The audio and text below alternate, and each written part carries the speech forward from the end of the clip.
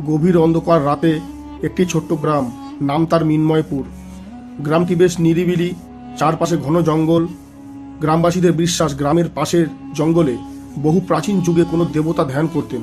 তবে সেই দেবতার নাম কেউ জানে না, কিন্তু একটা গল্প প্রজন্মের পর প্রজন্ম ধরে বয়ে চলেছে। সেই দেবতা একদিন ক্রোধে অভিশাপ দিয়ে জঙ্গলের গভীরে অন্তর্ধান করেন। গ্রামের মধ্যবয়সী ব্রাহ্মণ অজয় শাস্ত্রী ছিলেন একমাত্র ব্যক্তি যিনি পুরনো পুঁথিপত্র পড়ে জানতেন যে সেই দেবতার প্রকৃত রহস্য এবং প্রকৃত ইতিহাস। একদিন রাতে হঠাৎ করেই গ্রামে কিছু অদ্ভুত ঘটনা ঘটতে শুরু করে। কারো গরু সকালে রক্তাক্ত অবস্থায় মৃত পাওয়া যায়, কারো ঘরের মাটির দেওয়ালে আঁকা থাকে রহস্যময় চিহ্ন। এক রাতে গ্রামের প্রবীণ কর্তার মেয়ে হঠাৎ করে নিখোঁজ হয়ে যায়। জঙ্গলের দিকে থেকে শোনা যায় তার আর্তনাদ এবং চিৎকার। গ্রামবাসীরা ভয়ে কাউকে কিছু বলতে সাহস পায় না, কিন্তু অজয় শাস্ত্রী ব্যাপারটা খতিয়ে দেখতে দৃঢ় প্রতিজ্ঞ হন।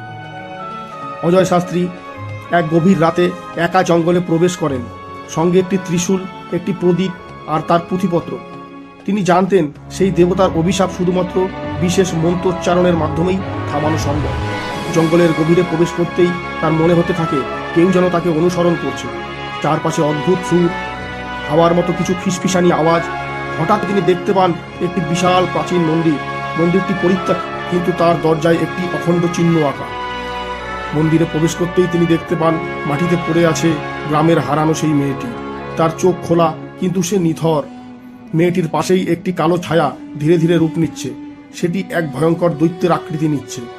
অজয় শাস্ত্রী বুঝতে পারেন এটি সেই দেবতার অভিশাপের রূপ। তিনি তৎক্ষণাৎ পুঁথিপত্র খুলে মন্ত্রোচ্চারণ শুরু করেন। দৈত্যটি ক্রমশ ক্ষিপ্ত হতে থাকে, তার বিকট চিৎকারে মন্দির কাঁপতে থাকে। মন্ত্রোচ্চারণের মাধ্যমে অজয় শাস্ত্রী একটি ভয়ানক সত্য আবিষ্কার করেন। তিনি বুঝতে পারেন এই দৈত্য আসলে কোনো দেবতার অভিশাপ নয়, এটি সেই মেয়েটির বাবা যিনি কালো জাদু চর্চা করতেন। নিজের মেয়েকে অমরত্বের বলি দেওয়ার জন্য তিনি এই দৈত্য রূপ ধারণ করেছিলেন। মন্ত্রের শেষ শব্দ উচ্চারণ করতেই দৈত্যটি একটি বিকট চিৎকার দিয়ে অদৃশ্য হয়ে যায়। মেয়েটি ধীরে ধীরে চেতনা ফিরে পায়, কিন্তু অজয় শাস্ত্রী বুঝতে পারেন এই অভিশপ্ত কালো জাদুর প্রভাব এখনো পুরোপুরি শেষ হয়নি। অজয় শাস্ত্রী মেয়েটিকে নিয়ে গ্রামে ফিরে আসেন। সবাই তাকে নায়কের মতো অভ্যর্থনা করে, কিন্তু রাত বাড়লেই গ্রামের আকাশে কালো মেঘ ঢেকে যায়। হঠাৎ করে অজয় শাস্ত্রী দেখতে পান তার নিজের ছায়া মাটিতে নড়তে শুরু করেছে। তৎক্ষণাৎ তিনি বুঝতে পারেন সেই কালো জাদুর শেষ অংশটি তার শরীরে বাসা বেঁধেছে। তার মুখে এক নিঃশব্দ চিৎকার উঠে আসে।